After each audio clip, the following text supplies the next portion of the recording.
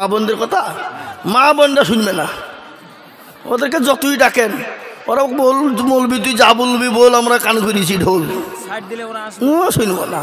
হয় তোমরা আগিয়ে এসো, নাহলে মা বোনদের পেছনে তোদেরকে সাইড দাও, আসতে দাও।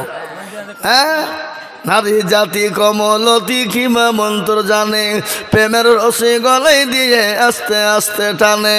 শহরে বাজার দেখো নারীদের ঢল, পর্দাবিহীন চলে তারা করে ঝলমল।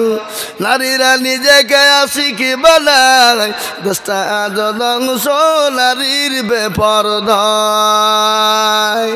আছে না নাই? কন যে নারীরা রাস্তাঘাটে মাথায় কাপড় নাই, যে মেয়েরা রাস্তাঘাটে মাথায় কাপড় নাই, বুঝতে হবে সে মেয়েদের লজ্জা শরম নাই। কি যে মেয়েরা রাস্তাঘাটে মাথায় কাপড় নাই, বুঝতে হবে সে মেয়েদের লজ্জা শরম নাই।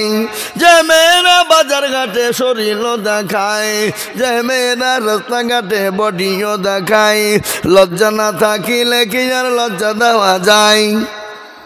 যে মেয়েরা ঠোঁটে মুখে লিপস্টিক লাগায়, কি ঠোঁটে মুখে দেয় না? ঠোঁটে দেয় না কি লিপস্টিক?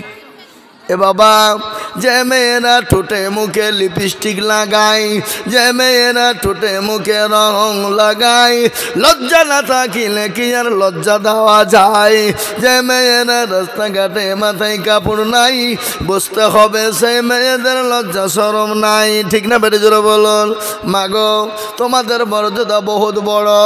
ও মা, তোমরা নবীদের মা, তোমরা সাহাবাদের মা, তোমরা মাস্টার ডাক্তারের মা, তোমরা উকিল জজের মা, প্রধানমন্ত্রী এমএলএ এমপির মা, তোমরা আলেম ওলামার মা, তোমরা হাফেজ কারীর মা, বক্তা শ্রোতার মা। মা গো, তোমাদের মর্যাদা অনেক বেশি।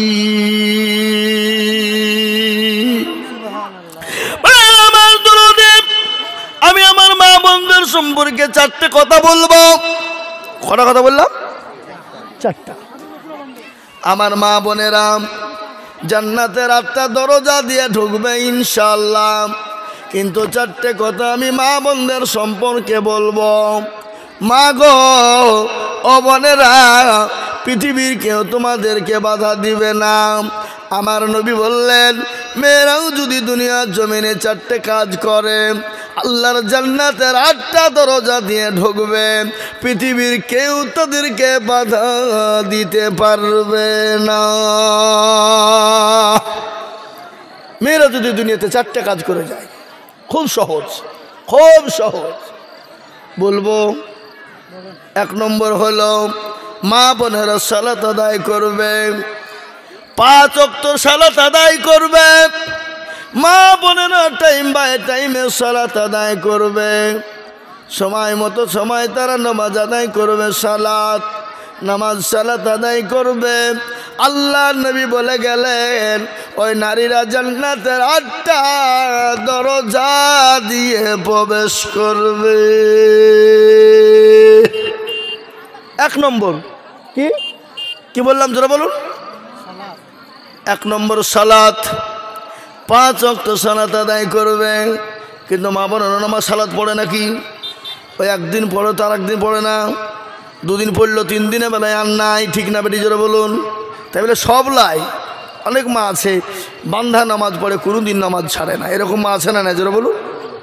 কিন্তু অনেক মা আছে 2 দিন ভালো মন চাইলেও মন চাই জিন্দেগি চল রে, কি বলে, আমরা একটা ফটকি বানাই, থাকতে থাকতে উঠলো, ভাই চল রে বুবু দরগায় যাই।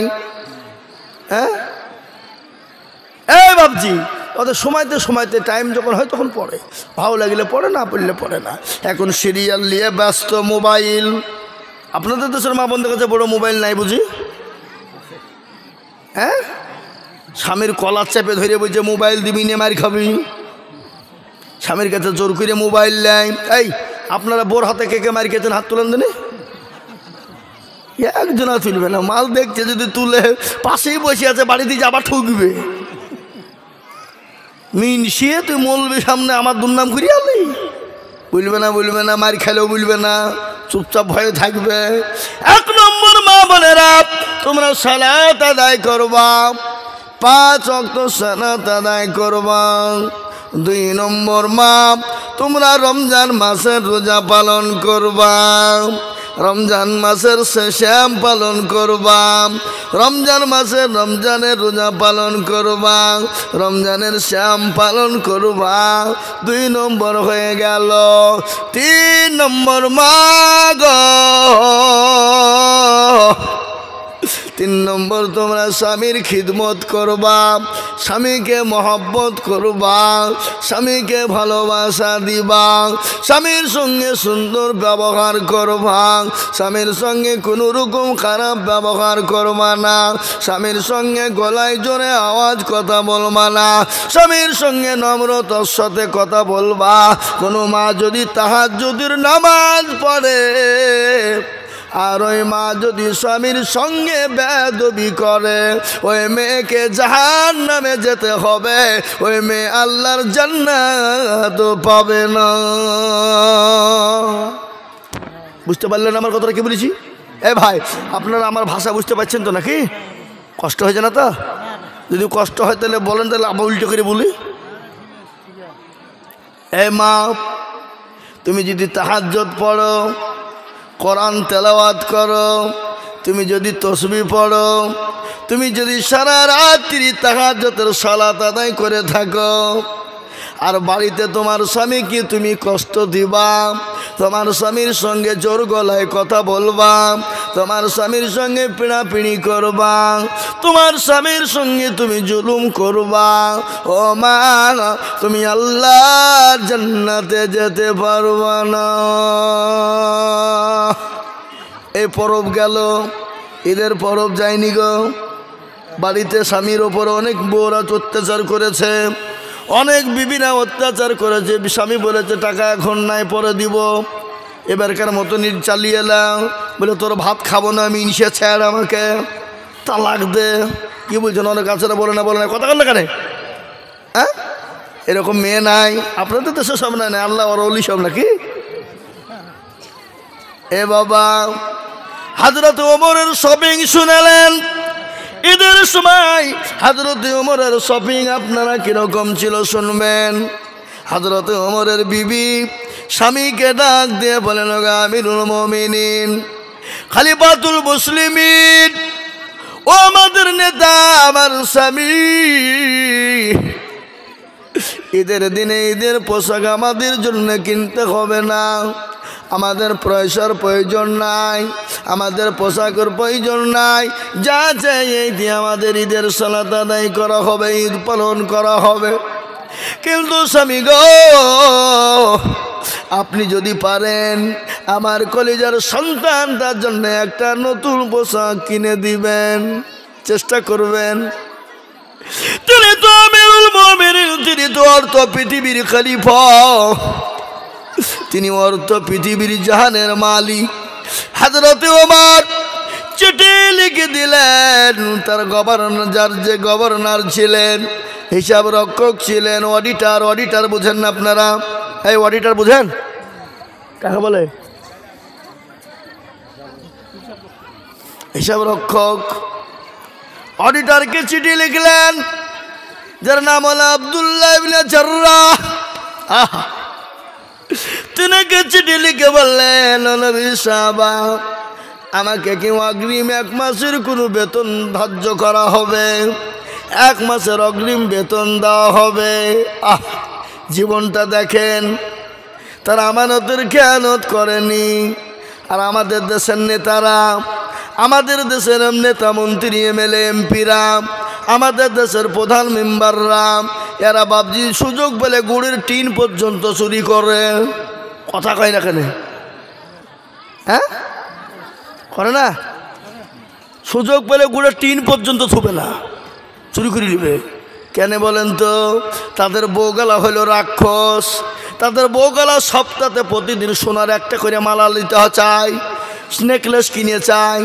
হাতের চুড়ি দাও, নেকলেস দাও, মালা দাও, না দিলে তোমার ভাত খাবো না।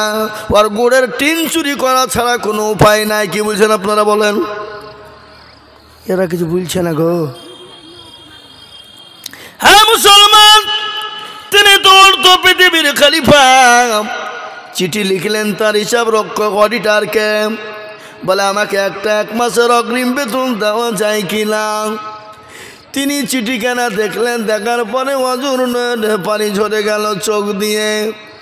বলে আমিরুল মুমিনিন, আপনি তো অর্থ পৃথিবীর খলিফা, আপনি কি করে 1 মাসের অগ্রিম বেতন চাইলেন? চিঠিতে তিনি লিখলেন, ও আমিরুল মুমিনিন, আপনি আগামী 1 মাস বেঁচে থাকবেন কি এ গ্যারান্টি দিয়ে আপনাকে চিঠি লিখে দিতে হবে। আপনি আগামী মাসে বাঁচবেন কি না, আপনাকে জনগণ আপনাকে চেয়ারে রাখবে কিনা, আপনাকে খলিফা হিসাবে চেয়ারে জনগণ থুবে কিনা, আপনি কোন হিসাবে 1 মাসের অগ্রিম বেতন চাইলেন? অঝর নয়নে পানি ঝরে গেল। তিনি বললেন, হায় রে, আমি একজন সত্যিকার আমানতদার, আমি অডিটর শিক্ষক পেয়েছি। সুবহানাল্লাহ। এই মুসলমান, ও আমার মা বোনেরা, স্বামীর সঙ্গে অত্যাচার করবা, স্বামীর সঙ্গে পিড়াপিড়ি করবা, স্বামীর সঙ্গে জুলুম করবা, এই দিতে হবে, ওই লাগবে বলে লড়াই করবা, কিন্তু তোমার স্বামীর পকেটে পয়সা নাই, হয়তো তোমার চাপে পড়ে স্বামী লটারি কাটবে, নয়তো সুদে টাকা নিবে, নয়তো কারো চুরি করে তোমার ভরণ পোষণ করবে। বুঝতে পারলেন আমার কথাটা? কি বুঝতে পেরেছেন না পারেননি? পুরুষরা মনে মনে করছে মেয়েদেরকে ভালো করে বলুক যেন কাল থেকে আমাদের খিদমত শুরু হয়ে যায় নাকি? হ্যাঁ, না, খালি পুরুষদের খিদমত করলে হবে না। এমন হারামখোর পুরুষ আছে, সারাদিন বাড়িতে থাকে না, তাসের আড্ডায় তাস খেলে। তাস বুঝেন না? এই তাস বুঝেন না? এই দেশের লোক খেলে না নাকি? খেলে তাস, বলে হরতনটা মার রে, রুইতনটা তোল রে, টেকাটা ঝাড় রে। সন্ধ্যা পর্যন্ত তাসের আড্ডায় বসে, আর বাড়িতে গিয়ে বিবিকে বুঝছে ভাতে, নাহলে হুড়কে মেরে তোর মাজা ভাঙব।